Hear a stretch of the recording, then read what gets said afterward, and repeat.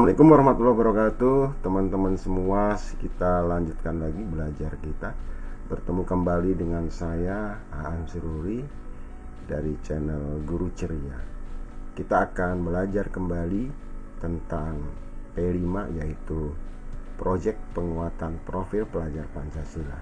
Video ini dibuat atas banyaknya atensi teman-teman di sekolah untuk diberikan penguatan agar lebih memahami bagaimana konsep P5 serta asesmennya.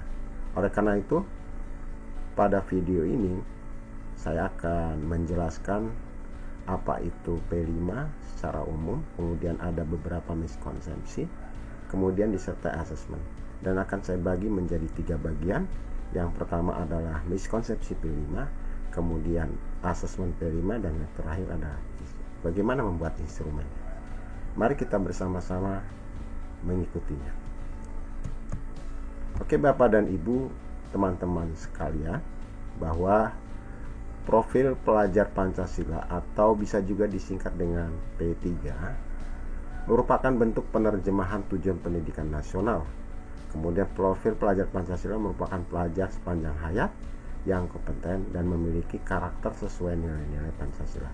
Pernyataan ini memuat 3 kata kunci: pelajar sepanjang hayat, kompeten, dan nilai-nilai Pancasila. Hal ini menunjukkan adanya paduan antara penguatan identitas khas bangsa Indonesia, yaitu Pancasila, sebagai rujukan karakter pelajar Indonesia dengan kompetensi yang sesuai dengan kebutuhan pengembangan sumber daya manusia Indonesia dalam konteks pengembangan abad 21. Ada 6 dimensi, sebagaimana kita ketahui, yaitu beriman, bertakwa kepada Tuhan Yang Maha Esa, dan berakhlak mulia, mandiri, bergotong royong, berkebinekaan global, bernalar kritis, serta kreatif. Kemudian penguatan profil pelajar Pancasila di sekolah itu dilalui melalui 3 kegiatan, yaitu pertama intrakurikuler, yaitu terintegrasi dalam setiap pembelajaran. Jadi teman-teman guru ketika mengajar mata pelajaran maka harus mengintegrasikan karakter yang berasal dari profil pelajar Pancasila. Kemudian yang kedua melalui ekstrakurikuler dan pembiasaan di sekolah seperti pramuka misalnya, kemudian pembiasaan upacara bendera, berdoa, dan pembiasaan lainnya. Kemudian yang terakhir, proyek penguatan profil Pancasila atau kita kenal dengan P5. Nah, pada video ini khusus akan membahas secara khusus tentang P5. Apa itu P5 atau proyek penguatan profil pelajar Pancasila? Yang pertama adalah merupakan kegiatan co-kurikuler berbasis proyek. Sekali lagi, berbasis proyek, bukan pembelajaran proyek, tapi berbasis proyek. Kemudian dirancang untuk menguatkan kompetensi dan karakter sesuai dengan profil pelajar Pancasila. Pelaksanaannya dilakukan secara fleksibel dari segi muatan, kegiatan, dan waktu pelaksanaannya. Kemudian dirancang terpisah dari intrakurikuler, baik tujuan, muatan, dan kegiatan pembelajaran proyek tidak harus dikaitkan dengan tujuan dan materi pembelajaran intrakurikuler. Kemudian yang terakhir, satuan pendidikan dapat melibatkan masyarakat dan atau dunia kerja untuk merancang dan menyelenggarakan proyek penguatan profil Pancasila. Ada beberapa miskonsepsi, mungkin di tahun pertama banyak sekali, tapi tidak menutup kemungkinan sudah tahun ketiga seperti tahun ini. Miskonsepsi yang pertama adalah tujuan pembelajaran proyek dirumuskan secara mandiri dengan hanya menyasar pada level dimensi karakter profil pelajar Pancasila. Konsep yang benar adalah tujuan pembelajaran proyek sudah ada di dalam dokumen profil pelajar Pancasila, menyasar pada level rumusan kompetensi untuk setiap jenjang. Jadi teman-teman, sasaran untuk kompetensi pada P5 itu sudah ada pada keputusan Kepala Beskap nomor 009 tahun 2022, yaitu tentang dimensi, elemen, dan subelemen dari profil pelajar Pancasila. Contohnya yang di dalam video ini, misalnya dimensinya adalah berkebinekaan global, elemennya mengenal dan menghargai budaya, subelemennya mendalami budaya dan identitas. Maka di situ sudah ada alur pengembangan dimensi berkebinekaan global, mulai dari fase A, kemudian fase B, fase C, fase D. Ini adalah perkembangan sasaran atau sasaran yang harus kita sasar untuk membuat proyek penguatan profil pelajar Pancasila. Jadi tujuan, dan kompetensi untuk P5 harus mengarah kepada sini. Miskonsepsi yang kedua, kegiatan integrasi dari berbagai mata pelajaran. Ini mungkin berlangsung tahun pertama sehingga guru-guru sibuk setiap mata pelajaran memiliki satu proyek P5. Sementara konsep yang benar adalah kegiatan lintas disiplin ilmu yang berada di luar pelajaran.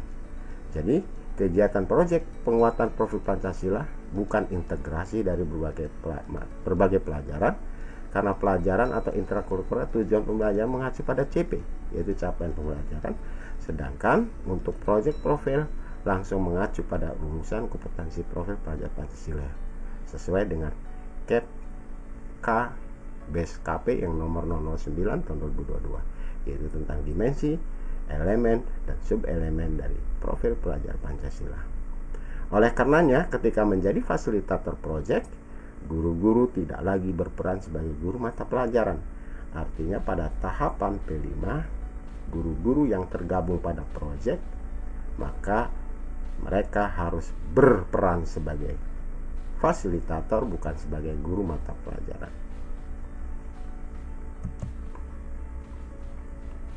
Yang ketiga, yang sering sekali dipahami oleh sekolah adalah bahwa kegiatan proyek profil wajib menghasilkan sebuah produk dalam bentuk barang untuk dipamerkan dalam gelaran karya.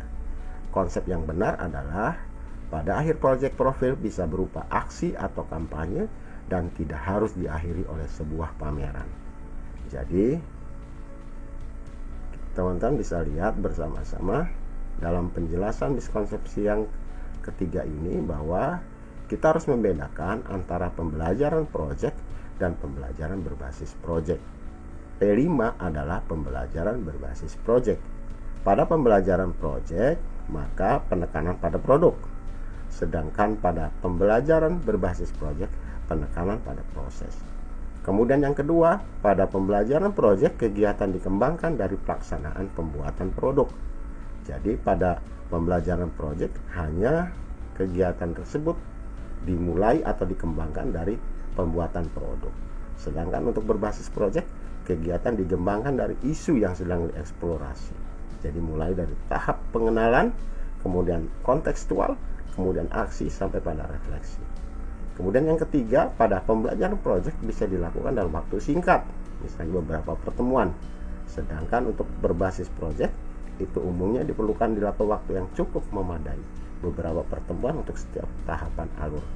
Maka bisa dilihat teman-teman pada contoh-contoh modul proyek oleh kementerian ada beberapa aktivitas, ada 4 alur: pengenalan, kontekstual, aksi, kemudian refleksi.